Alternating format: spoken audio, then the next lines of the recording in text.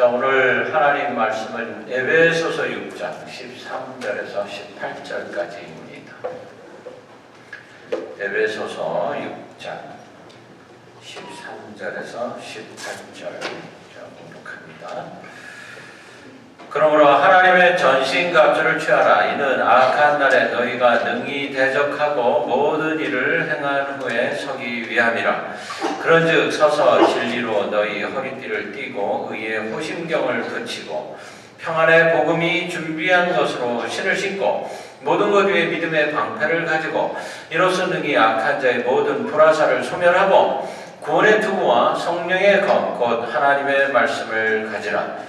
모든 기도와 간구를 하되 항상 성령 안에서 기도하고 이를 위하여 깨어 구하기를 항상 힘쓰며 여러 성도를 위하여 구하라. 아멘. 아멘. 자, 우리가 지난 한 주 내내 우리 에베소서를 여러분 다 읽었습니다. 안 읽으신 분 한 분도 안 계시리라 믿습니다. 왜냐하면 이미 속장 인도자님들을 통해서 여러분들하고 카톡으로 아침 묵상 매일 하고 계시는 줄로 믿기 때문입니다.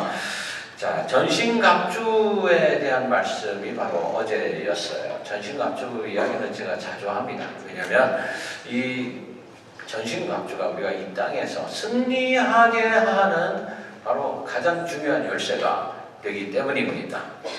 본문 전에 우리가 읽지는 않았는데 10절, 12절에 보면 이렇게 기록이 되어 있습니다. 끝으로 너희가 주 안에서와 그 힘의 능력으로 강건하여 지고 마귀의 간계를 능히 대적하기 위하여 하나님의 전신갑주를 입으라. 우리의 씨름은 혈과 육을 상대하는 것이 아니요 통치자들과 권세들과 이 어둠의 세상 주관자들과 하늘에 있는 악의 영들을 상대하리라. 이렇게 기록이 되어 있습니다. 우리의 싸움은 혈과 육이 아니랍니다. 악령과 더불어 싸우는 영적 전쟁이다. 이런 말씀이세요. 마귀는 하나님을 회방하기 위해 우리를 끊임없이 공격을 합니다. 이 공격이 눈에 보이지 않기 때문에 이걸 영적 전쟁이다. 이렇게 말하는 거죠. 우리의 죄성과 사랑과 환경을 이용해서 할 수만 있으면 우리를 넘어뜨리려고 합니다.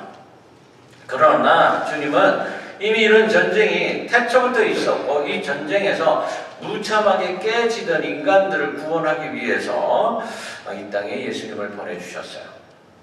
그리고 승리문을 열 수 있는 이 무기 전신갑주를 주셨습니다. 이 무기가 어떤 무기냐? 인간이 가진 가장 강력한 무기입니다. 가장 강력한 무기가 여러분 원자폭탄, 수소폭탄이 아니라는 거예요. 바로 이 전신갑주입니다. 그래서 이 시간에 이 무기가 뭐고 이 무기 어떻게 사용할 수 있어야 하는가? 이 말씀을 드리려고 합니다. 이 무기를 어떻게 쓰냐? 머리에 쓰고 가슴에 붙이고 양팔에 들고 그리고 허리띠를 띠고 발에 장착도 하고 이런 모습이에요. 완전 무장을 하는 거죠. 전쟁은 힘이 세다고 이기는 게 절대 아닙니다. 아무리 힘이 세고 강한 무기를 가지고 있다고 하더라도 작전을 잘 짜면 그 전투에서 이깁니다. 여러분 이스라엘이 6.1 전쟁에서 이긴 거 아시죠? 이스라엘이라는 작은 나라가 7개인가 그 아랍 국가들이 연합작전으로 덤볐는데도 이겼어요. 어떻게 이겼을까? 작전을 잘 짜서. 그런데 인간이 짜는 작전이 아니고 하나님이 짜주시는 작전대로 싸워야 된다는 거예요. 지피지기는 백전백승. 그러죠? 손자병법에 나오는 말인데 이게 지피지기 백전백승이 아니라 백전불태가 맞는답니다. 원래 우리가 뭐 백승 이렇게 말하면은 다 이길 것 같은데 그게 아니고 불태래요. 불태. 이게 무슨 말이냐 하면은 위태로운 적이 없다 이런 뜻이래요. 이렇게 써야지 된다 그러더라고요. 그래서 예수님이 항상 우리가 이길 수 있게 예수님이 먼저 승리하셨어요. 이게 무슨 승리냐면 바로 십자가의 승리입니다. 2000년 전에 예수님이 사탄과의 전투에서 이미 이겨놓으셨어요. 그래서 우리는 백전백태할 수 있다는 거예요. 마귀가 우리를 넘어뜨리려고 하지만 결코 넘어지지 않습니다. 왜냐하면 우리는 사탄의 전략을 이미 알고 있기 때문이에요. 11절에 마귀의 간계에 그랬습니다.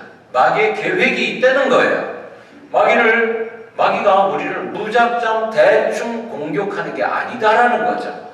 마귀의 공격은 철저한 분석, 전술 계획 이런 게 있습니다. 민족, 국가, 개인에 대해서 가장 가능성 있는 공격 루트를 마귀가 알고 있어요. 개인에 대해서도 그가 가진 개인적 성품, 기질, 성향, 환경 이런 걸 다 분석할 줄 압니다. 마귀가 이렇게 강해요. 얼마나 철저히 분석하는지 우리가 가장 강점이라고 생각하고 무방비 상태에 있는 부분들이 있는데 그런 부분들을 공격합니다. 아브라함은 아주 강한 강점을 갖고 있었어요. 그게 뭐죠? 믿음이에요. 믿음. 이 아브라함을 넘어뜨려서 믿음이 없게 만드는 사건을 가져다 줍니다. 팔레스타인 지역에 기근이 닥쳤어요. 식량 문제 때문에 애굽으로 도망가게 만듭니다. 바로왕 앞에서 목숨을 부지하기 위해서 아내를 누이라고 거짓말하고 속입니다. 이런 행동들이 뭐예요? 믿음이 무너지는 거예요. 모세는 온유가 세상에서 가장 많은 사람이다. 이런 얘기를 들었어요. 이게 모세의 강점이란 말이죠. 근데 이스라엘 백성들이 마실 물이 없다고 아우성 칠 때 분노하게 만들어요. 이런 일이 벌어져서 가나안 땅에 못 들어갑니다. 마귀 공격에 넘어간 거예요. 다윗 뭐가 강점이에요? 하나님만 사랑하는 사람이었어요. 율법을 철저하게 지키는 이런 사람이었는데 다윗의 약점이 있었네. 유부녀가 목욕하는 걸 보고 홀딱 넘어가 버렸어요. 성적 유혹에 빠지게 만들어요. 베드로 뭐가 강점인 것 같아요? 베드로 용기가 강점입니다. 여종 앞에서 예수님을 부인하는 연약한 모습을 보이게 만들어요. 저주까지 합니다. 마귀가 얼마나 개개인에 대해 철저히 분석하고 공략하는지 몰라요. 이런 부분을 예수님이 다 아시고 계세요. 우리는 압니다. 철저하게 이길 수 있게 해주세요. 자, 보세요. 우리 이순신이라는 인물을 잘 알죠. 이순신 장군. 거대한 일본 수군을 12척 배가지고 333척을 이깁니다. 여러분, 이순신은 어떤 사람이었느냐 하면은 이길 싸움만 하는 사람이었어요. 한 번도 접은 적이 없는 사람이에요. 이순신 장군은. 이길 싸움만 합니다. 자신이 분석을 해서 승리할 수 없는 싸움이다 라고 판단이 되면 왕이 나가서 싸우라 그래도 안 싸워. 가면은 자기 부하들이 다 죽을 텐데. 이런 사람이었어요. 철저한 분석을 바탕으로 한 판단, 아군의 장점을 극대화해서 적군의 약점을 최대한 이용해서 나가서 싸우면 이기게 되어 있다는 거예요. 자, 그래서 전쟁은 우연이 아니라 믿음이다. 믿음으로 이기는 거다. 이런 믿음을 갖고 있어요. 영적 전쟁에서 승리하려면 철저한 마귀의 공격 루트 분석, 우리 자신에 대한 분석이 있어야 된다는 뜻입니다. 첫 번째로 진리의 허리띠부터 말씀을 드리면 우리가 허리띠를 매는 이유가 뭐죠? 허리띠를 매는 이유는 바지가 흘러내려가지 않게 하기 위해서. 그렇죠? 허리띠를 매면 배에다가 힘을 줄 수가 있어요. 그래서 일을 하기 위해서는 옷이 너풀거리지 말아야 돼요. 우리나라 한복이 참 아름답고 참 이쁘고 좋습니다. 그런데 일할 때는 참 불편해요. 남자들은 그래도 이 밑에 댕기 같은 거 쪼매고 그렇게 입으면 되는데 여자들은 일을 하려면 어떻게 해야 돼요? 올려가지고 묶어야 돼. 팔도 걷어붙여야 돼. 이렇게 해서 여자 한복은 조금 일할 때는 몸빼가 차라리 나요. 그죠? 그런 옷 입고 일하는 게 더 좋습니다. 이게 뭐냐면은 싸움을 한판 하기 위해서 동요해야 된다는 거예요. 진리의 허리띠로. 눈빛이 이글거려야 되고 이기자는 결심과 결단이 있어야 되는데 그것을 할 수 있게 하는 게 뭐냐면 바른 판단과 마음의 무장입니다. 이걸 뭘 가지고 그렇게 바르게 판단할 수 있겠어요? 진리의 진리. 이것을 내가 진리라고 믿습니다. 이걸로 단단하게 동요해야지 된다는 거예요. 그래서 진리는 어디? 허리띠. 허리띠야. 두 번째는 의의 흉배. 로마 군인들이 가슴과 폐를, 이 배 이쪽을 칼로 찔러도 해를 입지 않게 하기 위해서 흉배를 착용합니다. 흉배. 목에서부터 배꼽 있는 데까지 단단한 흉배를 탁 착용을 해요. 이 영적 전투에서 의의 흉배를 붙여야 한다라는 것은 승리적인 삶을 살아가기 위해 모든 불화살을 이겨야 된다는 거예요. 여러분, 근데 무슨 흉배라고 그랬죠? 의의 흉배라고 그랬어요. 의의 흉배. 이 흉배는 의를 말하는 거네. 여러분, 우리가 의롭습니까? 여러분 의로워요? 의로운 사람 한 사람도 없어요. 근데 주님이 나보고 의롭다고 해주셔서 의롭게 된 거예요. 나는 안 의로운데 주님이 너는 이제부터 의롭다. 이거 믿어라. 그런단 말이죠. 근데 마귀는 우리를 참정합니다. 뭐라 그러냐면 너는 하나도 의롭지 않아. 이렇게 말한다는 거예요. 네가 뭔데? 너 죄인이잖아. 이렇게 말해요. 요한계시록 12장 10절에 우리 형제들을 참소하던 자, 곧 우리 하나님 앞에서 참소하던 자가 쫓겨났고 그랬습니다. 쫓겨났고. 악한 마귀가 우리를 참소하던 그 놈이 쫓겨났어요. 마귀는 별명이 참소자입니다. 마귀는 참소 자체가 그의 존재예요. 참소하는 거예요. 우리를 끊임없이 너는 죄인이다. 이렇게 말을 한단 말이죠. 마귀 보고 참소하지 말라 그러면은 마귀가 사라져라 이런 뜻하고 똑같아요. 마귀 보고 죽으라는 거예요. 자, 여러분, 마귀는 우리의 잘못한 점을 들추고 확인하고 부끄럽게 만들고 창피하게 만들고 힘을 못 쓰게 만듭니다. 꼭 지금 잘못한 것만 들추어내는 게 아니에요. 오래된 것까지 끄집어내면서 실수했던 것까지 들추어서 정죄를 합니다. 우리가요, 이런 말 하면 안 돼. 옛날에 너 그랬잖아. 이런 말을 하면 안 돼요. 옛날 얘기하면 안 돼.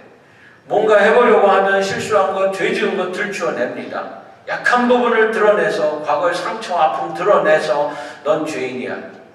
이렇게 만들어버려요. 난 그러면 무슨 생각이 들어요? 나는 할 수 없는 자야. 이런 생각이 들게끔 만들어요. 나 같은 게 뭘 해? 우울감이 생기고 자멸감에 빠지게 돼요. 저도 마귀 정죄에 시달릴 때가 많아요. 마귀는 저 마음에 말하기를 그렇게 말합니다. 너 같은 게 무슨 목사야. 너 그렇게 죄 짓고도 목사하면 돼. 너 그러고도 사람들에게 설교할 수 있어. 이런 말로 저를 공격해요. 그러면 저는 좌절하게 됩니다. 설교를 못해요. 설교 준비도 못하고 부끄럽고 창피하고 강단에 서면 사람들이 너나 똑바로 해. 뭐 이렇게 말하는 것 같이 들려지기도 하고. 그런데 어떤 교수님이 그런 말을 했어요. 목회자가 부부싸움이라도 하게 되면 가책이 돼서 강단에 설 수 없게 되는데 그 때문에 강단에 서는 거 포기하면 마귀한테 지는 거다. 그런 말씀을 하신 적이 있어요. 마귀가 설교자에게 노리는 게 뭐냐? 양심에 가책이 생기게 해서 그 중압감 때문에 하나님 말씀을 힘있게 전하지 못하고 포기하게 만드는 거예요.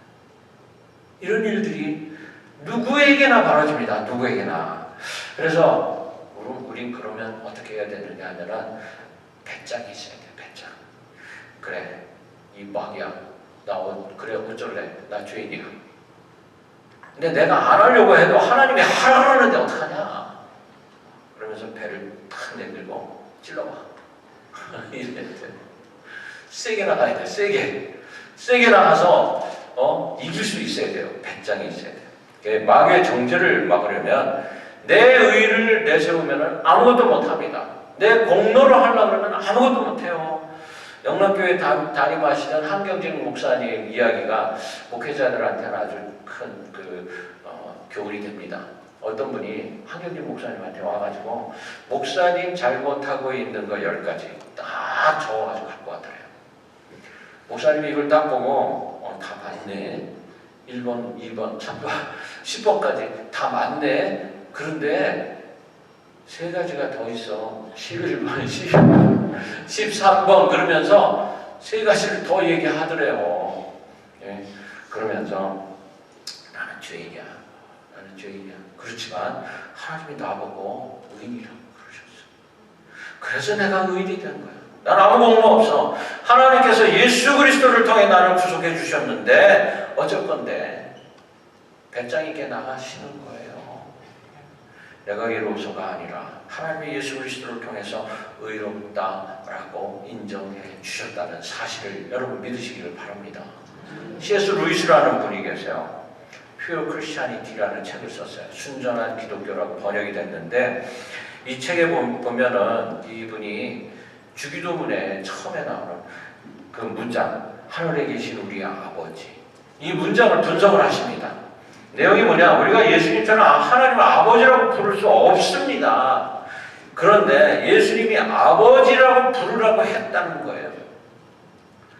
이렇게 이게 가능한가? 어떻게 이게 가능한가? 예수님이 아들인 것 같이 우리도 아들, 딸 되었고 우리 보고 하나님의 자녀라. 이렇게 부를 수 있는 자격을 예수님이 주셨다는 겁니다. 우리 이것밖에 없어요. 예수님이 나보고 그렇게 하라고 해서 나 할 수 있는 사람이에요. 그러라는 거예요. 또 C.S. 루이스가 이런 얘기를 합니다. 얼굴이 너무너무 못생긴 남자가 있었는데 눈이 작고 코도 삐뚤어지고 그랬대요. 이 사람이 너무 창피해서 잘생긴 사람의 얼굴을 가면으로 만들어서 쓰고 다녔답니다.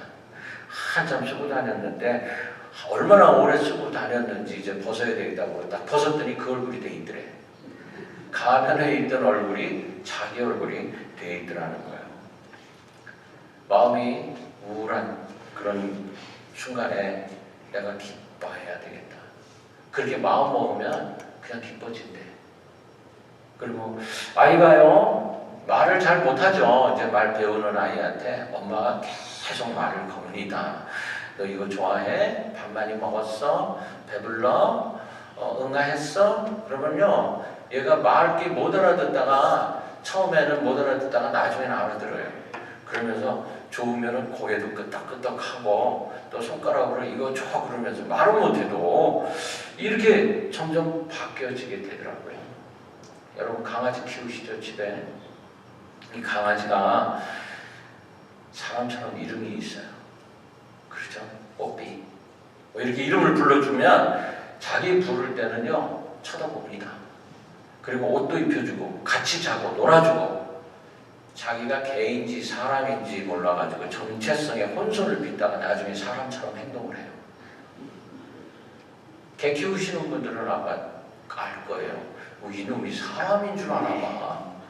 이런 생각이 들 때가 있어요. 베드로가 원래 시몬이었어요. 그가 예수님을 그리스도라고 고백을 하자 반석이라는 이름을 붙여줍니다. 베드로다. 넌 이제부터 베드로야. 사실 그가 예수님 그리스도라고 고백할 때까지만 해도 얼마나 불안당이었는지 모릅니다. 그런데 이 베드로가 고백을 해요. 고백을 하는데 뭐 알고 고백하는지 그것도 잘 모르겠어. 근데 일단 고백을 해. 그리고 나서 행동하는 것을 가만히 보면 이게 반석인지 메주돌인지 잘 모르는 그런 사람이 진짜 반석이 되더라고요. 진짜 반석이 돼요. 교회의 반석이 돼요. 우리 뭐 별반 다를 바가 없어요. 저와 여러분들도 똑같아요. 목사감이 아니었는데 목사님 하면서 교회를 하다 보니까 진짜 목사님이 되고, 장로감이 아니었는데 장로님 하니까 나중에 진짜 충성을 다하는 장로가 되고, 우리가 뭐 성도였어요. 불안당에, 술주정뱅에, 노름꾼에 이런 사람들이었는데 하나님이 너는 내 아들이다, 딸이다 불러주기 시작을 하니까 진짜 하나님의 아들, 딸이 되더라고요. 이제는 내가 의롭게 되었다. 이 사실을 철석같이 믿으시기를 간절히 바랍니다. 우리는 의롭게 되었어요. 세 번째로는 평안의 복음으로 신을 신어야 됩니다. 복음의 신은 복음 전도에 대한 상징이에요. 밖에 나갈 때 신을 꼭 신어야 돼요. 다시 말해서 밖에 나가서 반드시 복음을 전하라는 이런 말씀이세요. 때를 얻든지 못 얻든지 복음을 전하라 그랬어요. 복음 전하는 건 선택이 아니고 필수라는 뜻입니다. 복음의 신 신어야 돼. 왜 이렇게 복음을 강조하는가 하면 성령이 일을 하셔야 됩니다. 우리 가운데 오셨잖아요. 근데 아무 일도 안 하시고 계시면 안 돼요. 성령님 일하시게 만들어야 되는데 그 성령님의 일터가 바로 복음 전하는 곳이에요. 우리가 성령이 쉬게 해서 안 돼요. 내 안에서 성령이 일하시는 것을 봐야 내 믿음이 강력해지고 확신이 들기 시작합니다. 아우, 성령님이 정말 살아계시네요. 이걸 언제 경험해요? 복음을 전하면서 성령께서 그 사람을 감동시키는 것을 보면서 성령님 살아계시네요. 환경이나 방법이나 자신감이나 이런 것들이 장애적인 요소가 될 수 있는데 여기에 지면은 안 됩니다. 나는 뭘 신고 있어요? 복음의 신을 신고 있어요. 주관적인 성령님의 역사가 반드시 일어날 줄로 믿고 복음 전하시기를 바랍니다. 어떤 학생이 자기 비전이 있는데 뭐냐면은 이슬람권 선교래요. 그래서 그 옆에 있던 선배가 야, 거기는 힘들어. 그 사람들 변화시키기 힘들어 그랬더니 이 학생이 뭐라 그러냐면은 내가 가서 몸으로 보여주겠습니다. 성실하게 살아보겠습니다. 그랬대요. 그리고는 돌아왔는데 결과가 한 사람도 전도를 못했대요. 예수 믿게 만들지를 못했대요. 그러면서 왜 그렇게 됐냐 그랬더니 이 학생이 뭐라 그러냐면은 내가 정말 성실하고 거룩하게 살려고 애를 많이 썼는데 그 사람들이 우리보다도 더 성실하고 거룩하게 살더라. 실패의 원인이 뭐냐면은 복음을 전하지를 않은 거예요. 몸으로 보여주기만 해가지고는 안 돼요. 말로 해야 돼. 말로. 뭐라고? 예수 안 믿으면 너 지옥 가. 이렇게 얘기할 수 있었어야 된다는 거예요. 보네포 목사님이라는 분이 계세요. 독일의 아주 유명한 신학자죠. 나치 시절에 보네포 목사님이 참 많은 역할을 했는데 붙잡혀서 사형을 당합니다. 근데 마지막에 뭐라고 그러냐 하면은 내가 히틀러를 상대해서 싸우기만 했지 복음을 전한 적이 한 번도 없네. 나는 이거를 후회한다. 여러분 직접 전해야 됩니다. 이게 바로 복음의 신이에요. 뭐라고 전해요? 예수 안 믿으면 지옥 가. 그냥 이렇게만 전하세요. 충격 먹게 만드는 거예요. 네 번째로 믿음의 방패. 자, 16절에 보면 모든 것 위에 믿음의 방패를 가지고 이로써 능히 악한 자의 모든 불화살을 소멸하고 그랬습니다. 여러분 영화에 보면 불화살을 보신 적이 있죠. 캄캄한 밤에 불화살을 쏘면 마치 하늘에서 위성이 쏟아지는 것 같이 떨어져요.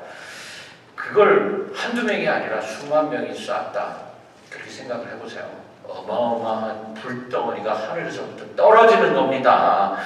여러분 영화에 이연걸이라는 분이 출연한 영웅이라는 영화가 있어요. 그 영화에 보면은 배경이 BC 3세기 중국 전국 치룬 가운데 6나라를 물리치고 최초 통일 국가를 이룬 진나라 그 이야기입니다. 강력한 군대가 있는데 이 진나라의 군대들이 석궁이라는 걸 쏘는데 이 석궁은 손으로 쏘는 화살이 아니고 발로 쏘는 화살이에요. 발로 밀고 손으로 당기고 그래서 팍 하고 쏘는데 이걸 불화살로 쏩니다. 어마어마한 불화살이 하늘에서부터 떨어져요. 수만 명의 군사가 죽습니다. 어디로 피할 수가 없어요. 마귀 공격이 이렇다는 거예요. 불화살을 쏜다. 마귀가 이렇게 공격을 하는구나. 쉴 새 없이 쏘는구나. 방패 뒤에 숨는 겁니다. 한 가지 방법밖에 없어요. 방패 뒤에 숨는 거예요. 앞에서 날아오면 방패 뒤에, 위에서 날아오면 방패 아래 이렇게 숨어야 돼요. 로마 군대가 세계를 제패한 원인이 강력한 군대에 있습니다. 그런데 이 군대들이 가지고 있는 게 바로 아주 강력한 방패였대요. 로마의 방패는 그리스인들은 동그란 방패를 가지고 싸우는데 로마인들은 사각형 방패를 가지고 싸우는데 이 사각형 방패가 위에서부터 아래까지 1m 20cm나 된대. 근데 옛날 로마 사람들은요 키가 작았어요. 키가 커봐야 150cm, 160cm밖에 안 됐어요. 그런데 방패가 120cm야. 이 방패 뒤에만 숨으면은 모든 걸 다 막을 수가 있었던 거예요. 그리고 방패하고 방패가 서로 연결이 돼. 고리가 있어가지고 옆에 있는 사람하고 방패를 연결시켜. 앞에서 아무리 달려와도 여러 명이 연결돼가지고 같이 밀어붙이니까 이기더라는 거예요. 방패가 이렇게 아주 좋은 그런 역할을 합니다. 이 16절에 모든 것이 믿음의 방패에 그랬어요. 그러면서 능히 악한 자의 모든 화전을 소멸하고 영적 싸움에서 마귀의 공격이 쉴 새 없이 있을 땐 믿음의 방패 뒤에 숨어야 된다는 거예요. 믿음을 앞세우라는 겁니다. 마귀의 불화살 같은 맹렬한 공격이 쉴 새 없이 있을 때 두 종류의 사람이 있어요. 어떤 사람은 믿음의 방패로 턱턱 막아내어 시험에 들지 않는데 어떤 사람은 이게 없어서 몸에 꽂히고 간신히 화살 빼내면 상처가 아물기도 전에 또 다른 화살이 와서 박히고 이게 뭐예요? 시험에 빠지고 시험에. 그러다 슬퍼하다가 교회를 떠납니다. 믿음의 방패는 말씀을 신뢰하는 믿음이고 하나님을 믿는 믿음이고 그가 우리를 선택했고 우리를 자녀 삼으셨고 우리에게 사역을 맡겼고 우리에 대해 선한 목적을 가지고 계신다. 이 사실을 믿는 거예요. 그리고 그가 한순간도 우리를 놓지 않고 우리와 함께하고 있구나 이거를 믿는 겁니다. 나 혼자 믿는 게 아니에요. 옆에 있는 사람하고 같이 믿음의 방패를 어떻게 한다고? 연결을 시켜야지 되는 거예요. 우리 모두가 다 하나가 되는 거예요. 우리 교회가 이렇게 믿음으로 하나 되기를 간절히 바랍니다. 아멘. 다섯 번째로 구원의 투구. 우리가 오토바이를 타려면 반드시 헬멧을 써야 돼요. 전쟁에서도 반드시 투구를 써야 돼요. 모든 사람의 행동 어디에서 머리에서부터 시작합니다. 그렇죠? 머리에서 생각을 잘해야 돼요. 삶의 행동에서 사령부가 바로 머리예요. 그래서 머리를 보호해야 돼요. 너무나 중요합니다. 그런데 머리를 보호하라 이 의미는 생각을 똑바로 하라는 의미인데 믿음이라는 결론을 내리기까지 많은 생각이 있어야 됩니다. 생각은 자신의 의지를 결정해요. 의지는 다른 말로 확신입니다. 이 확신이 믿음을 결정하는 거예요. 믿음, 확신, 의지 이것이 있어야지 된다는 겁니다. 이해를 돕기 위해 예를 들면 우리가 짜장면을 먹으러 중국집에 가면 짜장면 시킬지 짬뽕 시킬지 갈등이 생겨요. 그렇죠? 이런 사람들을 위해서 짬짜면이라는 게 생겼어요. 두 가지를 다 먹을 수 있게 되죠. 제가 잘 아는 분은 음식 먹으러 가면서 시키는 메뉴 외에 꼭 다른 게 먹고 싶다 그래요. 그 사람은 먹고 싶은 것 1, 먹고 싶은 것 2 이게 있는 거예요. 그러면서 자기는 1을 시킬 테니까 나는 2를 시키라고 그래요. 이게 뭐예요? 자기의 먹는 것에 대해 확신이 없는 거예요. 확신이. 믿음이 있어야지. 믿음이 꼭 뺏어 먹어서 만족하겠다는 거죠. 마귀는 인생에서 우리로 하여금 확신을 갖지 못하게 합니다. 자꾸 의심하고 실패하게 만들고 출발하지 못하게 하고 많이 배우고 많이 한다고 확신이 생기는 게 절대 아니에요. 단순해야 됩니다. 하나밖에 몰라야 돼요. 짜장면 이것만 알아야 되는 거예요. 독일의 철학자 니체는 지성은 의지의 신여다 이런 말을 했어요. 다른 말로 하면 지성은 신념의 신여다. 지성은 확신의 신여다 이렇게 말할 수 있는 거예요. 지성이 중요한 건 사실이지만 지성보다 중요한 게 바로 확신이에요. 그래서 국민학교도 안 나오신 분들이 믿음이 얼마나 좋은지 몰라요. 그 믿음이 있어야 돼요. 끝으로 성령의 검, 말씀의 검. 저와 여러분 손에 보이지 않는 무기가 있습니다. 이 무기는 세상에서 가장 강력한 무기예요. 이 칼로 잘라지지 않는 게 없어요. 이 칼을 가지고 있는 사람들은 왕이다 이렇게 부릅니다. 바로 말씀의 검. 말씀을 갖고 있으면 우리는 이 땅에서 왕 노릇하면서 살 수 있다는 겁니다. 이 말씀의 검 성령이라는 나를 갖고 있습니다. 악한 왕이 가장 무서워하는 게 바로 이거예요. 들이대면은 꼼짝 못해. 뭐라고? 하나님이 말씀하시기를 이렇게 하라고 그래서 그러면 되는 거예요. 제압이 됩니다. 전신갑주 세상에서 가장 훌륭한 무기예요. 이 무기를 저와 여러분들 들고 있습니다. 이 무기 사용해서 2020년 승리하시는 한 해가 되기를 주의 이름으로 간절히 축원합니다. 아멘.